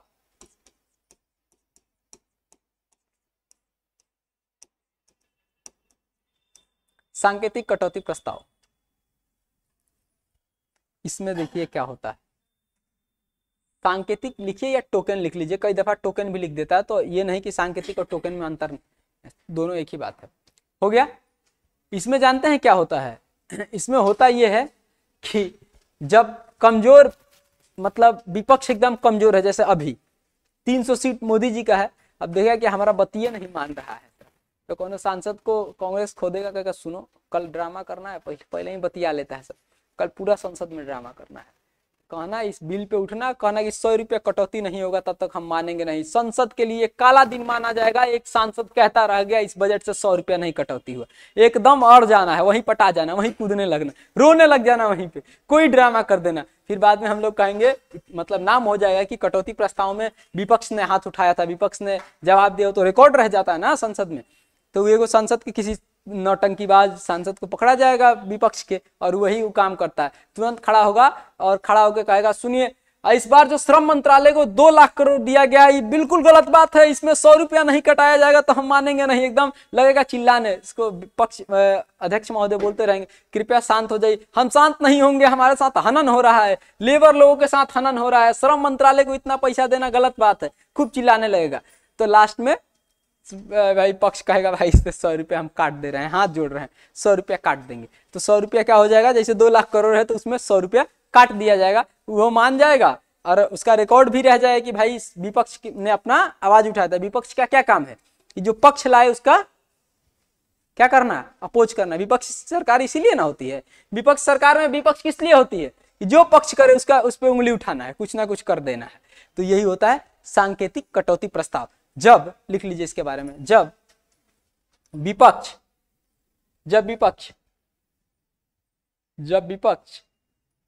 100 रुपए काटने का मांग करे, जब विपक्ष 100 रुपए काटने का मांग करे,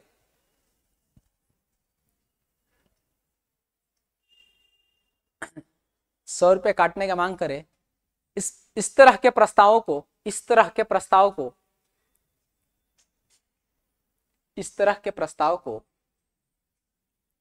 सांकेतिक कटौती प्रस्ताव कहते हैं। सांकेतिक कटौती प्रस्ताव कहते हैं। हो गया। अब देखिएगा एग्जाम में कैसे पूछेगा, ऐसे नहीं पूछेगा, डिफिनेशन पूछेगा ऐसे, जब बजट सेशन में 100 रुपए की कटौती की मांग की जाती है तो उस वक्त कौन सा प्रस्ताव लाया जाता है। इज इट ओके, ध्यान रखना है। ये नहीं कि वो ये नहीं पूछेगा कि इतना रुपए कटाया जाता है कौन से प्रस्ताव में, वो सीधे हिट करेगा आपको बीच में से निकाल के। आपको ध्यान रखना है कि सांकेतिक है ना, सांकेतिक मतलब टोकन जैसा कटाव करना है। अगला, अच्छा हाँ एक पॉइंट और लिख लीजिएगा। हाँ एक और क्वेश्चन ऐसे बनेगा कि जब पक्ष मजबूत हो और विपक्ष कमजोर हो तो बजट में कौन से कटौती प्रस्ताव को लाया जाएगा। पक्ष मजबूत हो और विपक्ष कमजोर हो तो कौन सा आएगा, सांकेतिक कटौती प्रस्ताव आएगा, है ना। लिख लीजिए, इसमें पक्ष मजबूत और विपक्ष कमजोर होता है। इसमें पक्ष मजबूत और विपक्ष कमजोर होता है।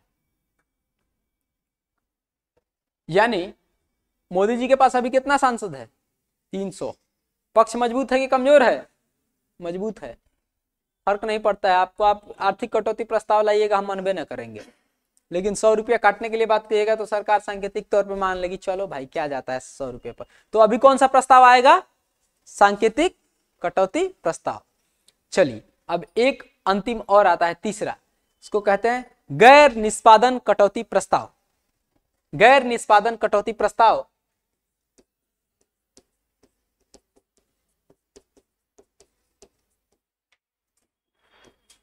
इसको इंग्लिश में नॉन अप्रूवल भी कहते हैं, नॉन अप्रूवल कट मोशन।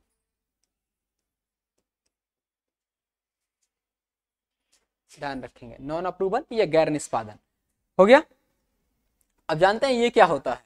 इसमें होता है जैसे कोई पार्टी है, उसका एक ही गो सांसद है और उसको अपना रिकॉर्ड जतवाना है कि हम हैं, हल्ला करिएगा तो सारा लोग जान जाएगा ना कि हाँ भाई डॉट डॉट डॉट पार्टी का डॉट डॉट डॉट एगो सांसद है इसमें।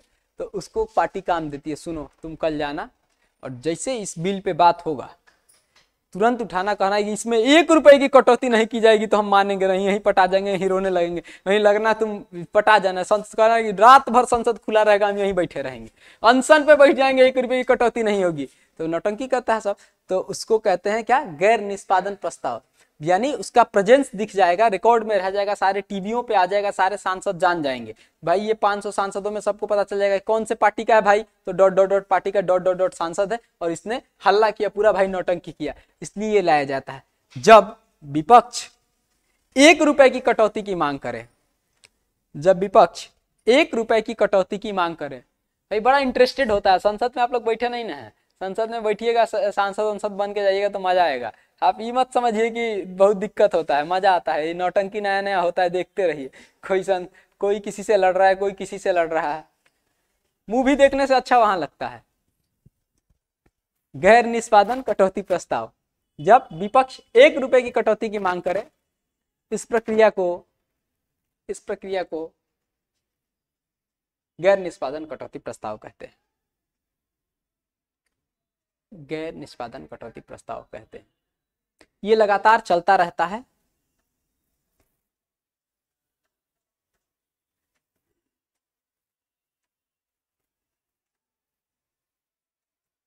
ये ड्रामा कब तक चलता है? लगातार 75 दिन तक हर एक स्कीम को पकड़ के उठाएगा सब। जैसे कोई भी स्कीम आ रहा है, अब किसान योजना, तो पता है किसान योजना पे ज्यादा अपोज करेंगे तो दिक्कत हो जाएगा, तो कुछ नहीं 1 रुपया कटौती की मांग कर देगा इस पे। किसान वाला जो आप लोगों को देता है सब्सिडी, मतलब जनता को देता है 6000, तो सबको पता है कि ज्यादा काटने का बात करेंगे तो जनता में चला जाएगा, मामला गड़बड़ा जाएगा, तो इस पे हल्ला करना है किस पे? तुरंत उठाओ नॉन अप्रूवल। कोई 1 रुपए कटौती की मांग नहीं होगा तो हम कहेंगे कि पक्ष विपक्ष का बात ही नहीं सुन रहा है। हम 1 रुपए काटने की बात कर रहे हैं, नहीं सुन रहा है। देखिए मोदी जी क्रूर हो गए हैं, देखिए मोदी जी तानाशाह हो गए हैं, हिटलर हो गए हैं, बात नहीं मानते हैं। तो मोदी जी कहेंगे भाई तो बात मान लेते हैं। कौन सा? अरे हाँ, हिटलर निकाल दिया गया, ठीक है, लेकिन अब निकाल ही दिया गया है तो क्या ही फर्क पड़ता है? संसद से तो लोग आउट हो ही जा रहे हैं। किसी को मूड बना लेके, हाँ हाँ, किसी को विपक्ष के लिए बैन है कह सकते हैं, तो कुछ भी ये सब बात टिप्पणी बोल के क्या कर दिया जाएगा? क्रूर हो गए हैं तो कहा ही जा सकता है, क्रूर तो संसदीय है। गैर निष्पादन कटौती प्रस्ताव लाया जा सकता है। ओवरऑल ये ड्रामा कितने दिनों तक चलता है? ये लगातार यहाँ से स्टार्ट होगा और लगभग 75 डेज तक ये ड्रामा चलता रहता है, चलता रहेगा। हर एक बिल पे नौटंकी होगा, जो बिल आएगा लगभग जाके 75वां 76वां 77वां दिन हो जाता है, कभी कभी 17वां दिन हो जाता है, मतलब फिक्स नहीं है। जब तक ड्रामा लोग शांत ना कर दे तब तक ये चलता रहेगा। उसके बाद लास्ट में आता है जिसको हम लोग कहते हैं विनियोग विधेयक। क्या बोलते हैं? विनियोग विधेयक। इससे प्रश्न पूछा जाता है, विनियोग विधेयक। हिंदी में विनियोग विधेयक बोलते हैं, इंग्लिश में इसको एप्रोप्रिएशन बिल बोलते हैं। Appropriation bill.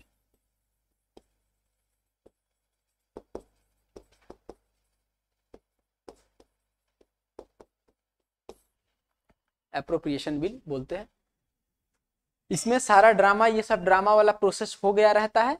अंतिम में सब लोग बात मान लेता है कि भाई अब बजट पास हो, अब पैसा निकले, और अंतिम यही होता है। सारा सांसद लोग बैठ के इस पे सिग्नेचर करता है विनियोग विधेयक पर।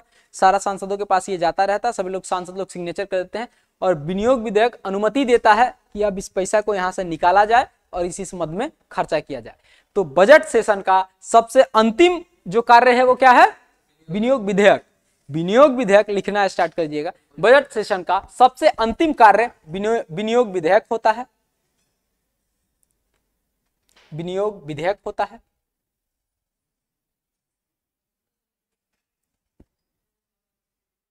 विनियोग विधेयक से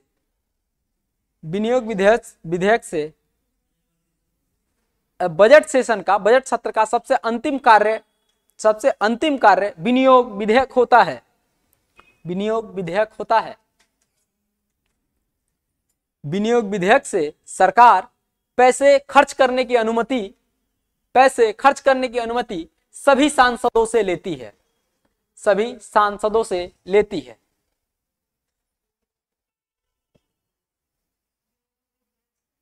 सरकार सभी सांसदों से पैसे खर्च करने की अनुमति लेती है। पैसे खर्च करने की अनुमति लेती है।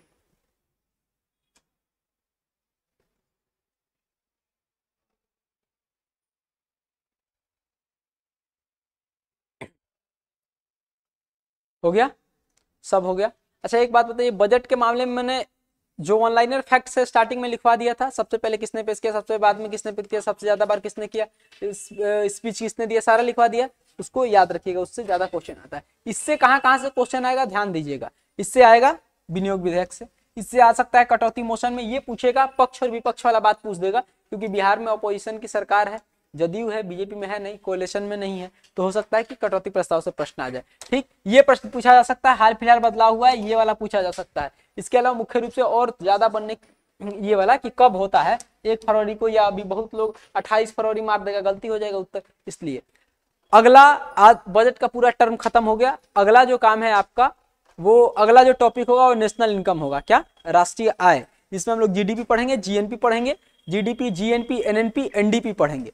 उस दिन हम आपको सिखाएंगे, कल ही होगा मेरा, लगातार अभी क्लास लगेगा, तो कल हम आपको सिखाएंगे कैसे सरकार आपको दिखाती कुछ और, खर्च कुछ और करती है, और रियलिटी कुछ और होता है। ये सब हम लोग कल बात करेंगे, है ना, कल अच्छे से। ठीक, चलिए। आज के लिए धन्यवाद, फिर मिलते हैं हम आपसे कल।